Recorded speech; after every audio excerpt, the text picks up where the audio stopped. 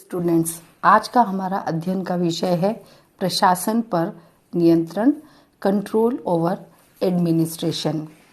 वर्तमान समय में विश्व के लगभग सभी देशों में सरकारों के कार्य बहुत बढ़ गए हैं और सरकारों के कार्य बढ़ने के कारण लोक प्रशासन के कार्य भी अत्यधिक बढ़ते ही जा रहे हैं। द्वितीय विश्व युद्ध के बाद से विश्व में जितने भी राष्ट्र हैं, उन राष्ट्रों में सरकारों ने जब काम करना शुरू किया तो लोक प्रशासन का विस्तार हुआ और लोक प्रशासन के कार्यों में लगातार वृद्धि हुई, क्योंकि जनता हमेशा प्रशासन से आशा करती है कि उनके हित के लिए सभी कार्य सरकारों के द्वारा किए जाएंगे। तो इस तरह से शासन के कार्यों में नित्य नए तरीके से वृद्धि होने के कारण लोक प्रशासन के कार्यों में भी लगातार वृद्धि हुई है। लोक प्रशासन के कार्यों में लगातार वृद्धि होने के कारण लोक प्रशासन का अपने क्षेत्र में अत्यधिक रूप से शक्तियों के मिल जाने के कारण उसका निरंकुश होना भी बहुत स्वाभाविक है। इसलिए इस निरंकुशता से बचाव के लिए लोक प्रशासन पर नियंत्रण भी बहुत आवश्यक है।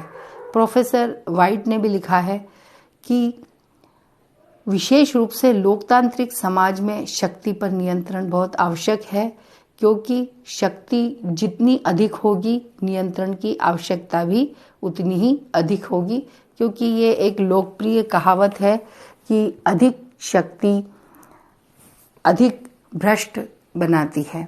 अगर सरकारों के पास में बहुत अधिक शक्ति हो गई और लोक प्रशासन के पास में बहुत अधिक शक्ति हो गई तो भ्रष्टाचार की समस्या उत्पन्न हो जाती है।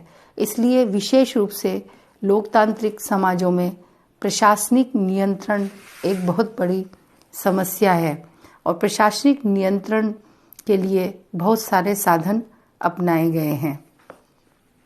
प्रशासनिक नियंत्रण अनेक स्थानों और व्यक्तियों के द्वारा किया जा सकता है, जैसे संसद के द्वारा, मतदाताओं के द्वारा, और जो प्रशासकीय रूप से जो उच्च स्थिति में हैं उनके द्वारा, व्यावसायिक संस्थाओं के द्वारा और न्यायालयों के द्वारा।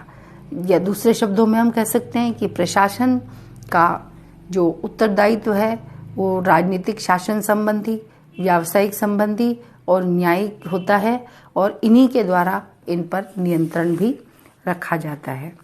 लोक प्रशासन पर नियंत्रण के 3 प्रकार हम देख सकते हैं।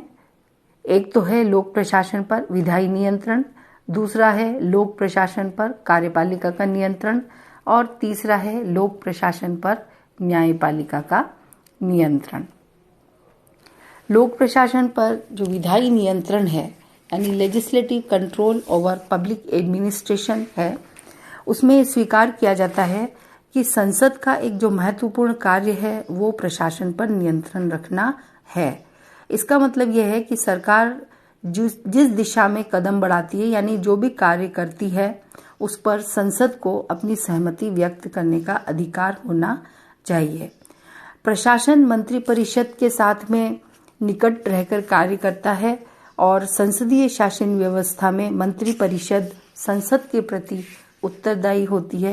इसलिए जो सरकार की नीतियां हैं उनमें उनको क्रियान्वित करने के लिए मंत्रिपरिषद जो भी कार्य करती है, संसद इस पर प्रश्न उठा सकती है और प्रशासन की किसी भी असफलता, अकार्यकुशलता या कार्य करने में देरी हो या कोई अनियमितताएं हो तो इन आरोपों को संसद में मंत्रिपरिषद के द्वारा जवाब देना पड़ता है और इसके लिए उनको दंड भी दिया जा सकता है।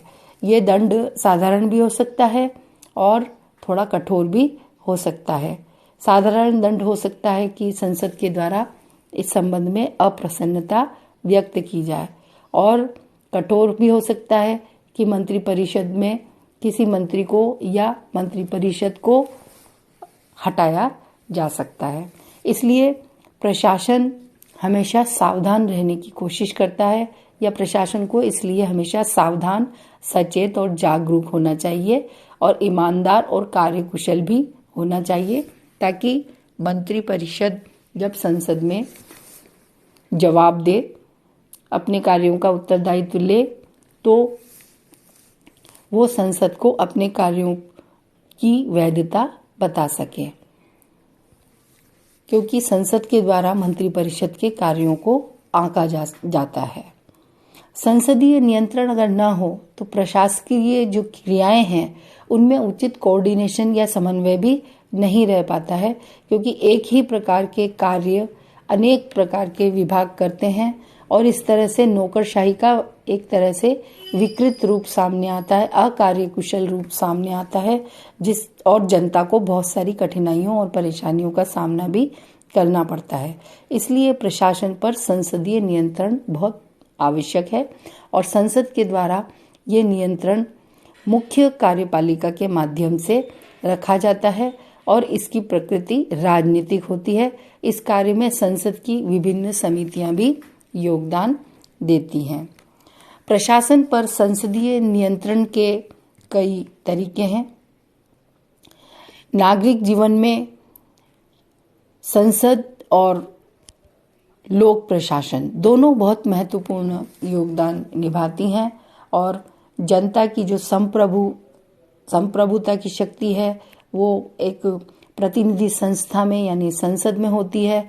इसलिए संसद का ये बहुत बड़ा उत्तरदायित्व है कि लोक प्रशासन को वो जनहित की दिशा में संचालित करे, और इस उत्तरदायित्व की पूर्ति के लिए संसद दोनों प्रकार के कदम उठाती है, निषेधात्मक कदम और विधेयात्मक कदम।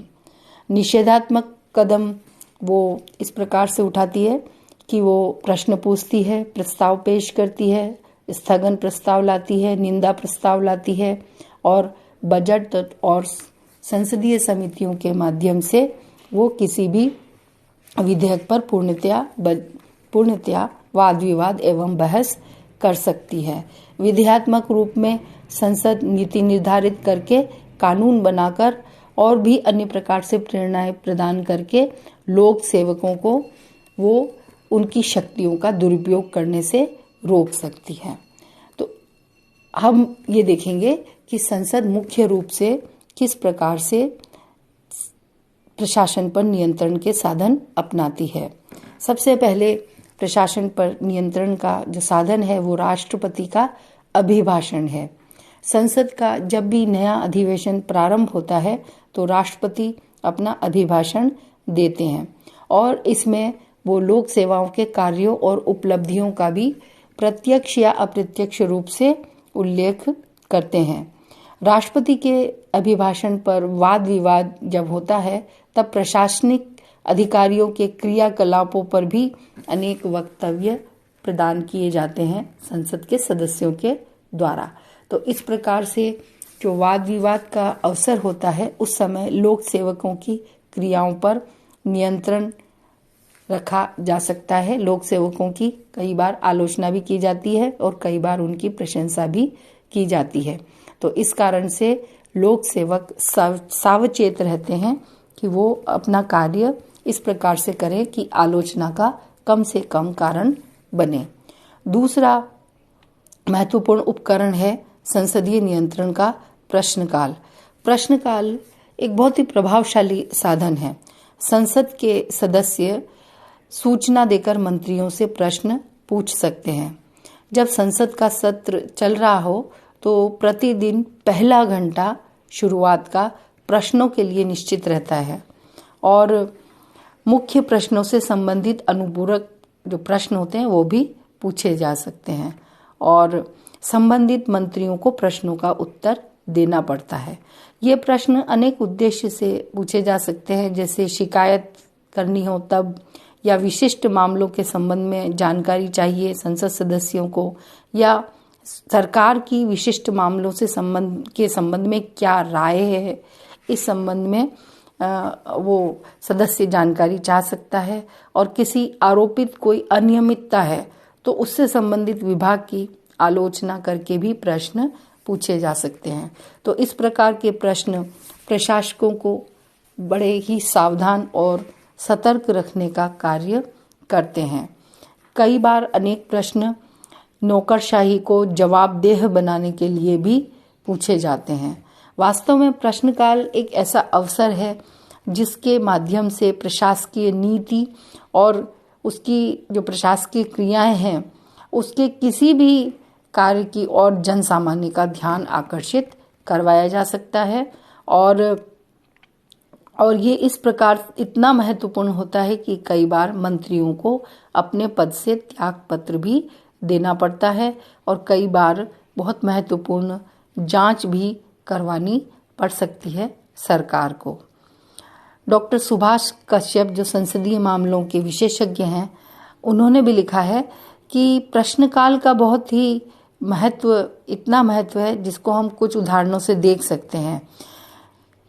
जब सदस्यों के द्वारा इतनी गंभीरता से प्रश्न पूछे गए और फिर उन प्रश्नों पे अनुवर्ती कार्यवाही भी सरकार को करनी पड़ी, कानून के उल्लंघन, सरकार की नीतियों के उल्लंघन या सार्वजनिक धन के दुरुपयोग से संबंधित मामलों में सरकार को जांच करवानी पड़ी और कई प्रकार से जांच का मामला और जांच आयोग बिठाने का कार्य भी इस संबंध में किया गया। भारत के संबंध में उन्होंने 1951 में जीप कांड, मुंदड़ा कांड, आयात लाइसेंस कांड इत्यादि का उदाहरण दिया है। लोक प्रशासन के संबंध में अध्ययन करने वाले ह्यूगेस स्केल ने भी इस संबंध में एक बात लिखी है कि यदि कोई बहुत महत्वपूर्ण चीज है जो लोक सेवकों को अत्यधिक सतर्क, भयभीत और सावधान रखती है तो वह केवल संसदीय प्रश्नों का भय ही है। संसदीय प्रश्नों के भय के कारण लोक कर्मचारी चौकन्ने रहते हैं और उन्हें सजग रहना पड़ता है और उन्हें अपने कार्यों में सावधानी रखनी पड़ती है और इस प्रकार से नौकरशाही से संबंधित अगर कुछ अन्यायपूर्ण कार्य हो रहे हैं तो उन पर रोक लगती है। मंत्री से जो प्रश्न पूछे जाते हैं वो भी सदन में बहुत खुले रूप से पूछे जाते हैं और इसके फलस्वरूप लोक सेवा को भी सतर्क रहना पड़ता है। तो इस प्रकार से प्रश्नकाल प्रशासन पर नियंत्रण करने का एक बहुत ही महत्वपूर्ण साधन है। एक अन्य साधन है संसद द्वारा प्रशासन पर नियंत्रण का, वो है वाद विवाद और बहस। आधुनिक जो लोकतांत्रिक या प्रजातांत्रिक राज्य हैं उनमें प्रशासन पर नियंत्रण की एक बहुत ही महत्वपूर्ण तरीका ये माना जाता है वाद विवाद और बहस।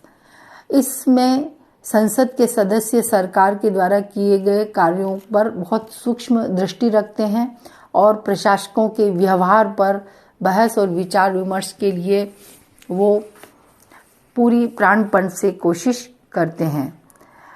इस बहस या विचार विमर्श के लिए उनको 3 प्रकार से अवसर प्राप्त होते हैं। पहला, जब कोई नया विधेयक प्रस्तुत होता है तो इस पर जो बहस होती है उस समय विभिन्न सदस्य प्रशासन की भी पुनरीक्षा करते हैं। सरकारी नीतियों और मंत्रियों के विभाग की उपलब्धियों को वाद विवाद का विषय बनाया जाता है और प्रशासन की आलोचना, समालोचना और कभी कभी प्रशंसा भी की जा सकती है। द्वितीय अवसर है कि लोक प्रशासन की पूरी जांच करने का अवसर आधे घंटे के विचार विमर्श में भी प्राप्त होता है, क्योंकि ऐसा प्रावधान है कि यदि प्रश्न काल में कोई सदस्य सरकार के उत्तर से संतुष्ट नहीं हो पाया है तो वो प्रश्न काल के तुरंत बाद अध्यक्ष से आधा घंटे के विचार विमर्श की अनुमति मांग सकता है और उस समय सरकार को प्रश्नों के जवाब देने पड़ते हैं और थोड़ी सी विचार विमर्श इस समय होता है। तीसरा जो अवसर है वो है अल्पकालीन विचार विमर्श। इसमें अत्यावश्यक विषय पर विचार करते हुए संसद के सदस्यों के द्वारा प्रशासनिक अधिकारी के कार्यों को भी वाद विवाद का विषय बनाया जा सकता है। और लेकिन ये जो विचार विमर्श होता है वो अध्यक्ष की अनुमति से होता है।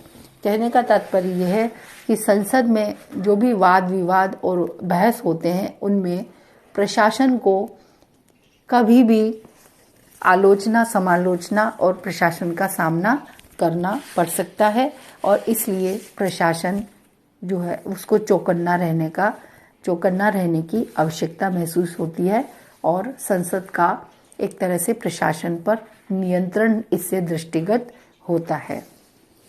चौथा जो महत्वपूर्ण उपकरण है वो है बजट पर बहस।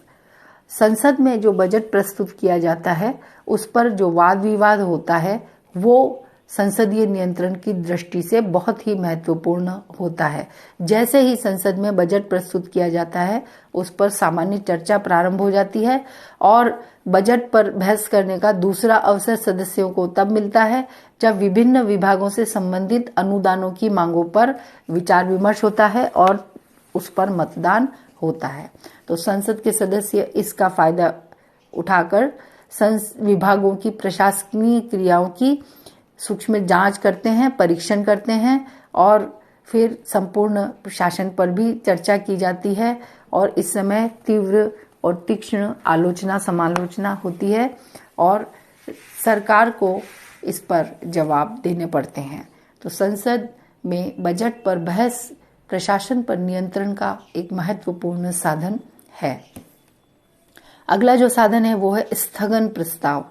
सार्वजनिक महत्व के किसी भी मामले पर स्थगन प्रस्ताव लाया जा सकता है और इसके माध्यम से संसद सदस्य किसी भी प्रशासनिक विभाग के कार्य संचालन पर विवाद कर सकते हैं।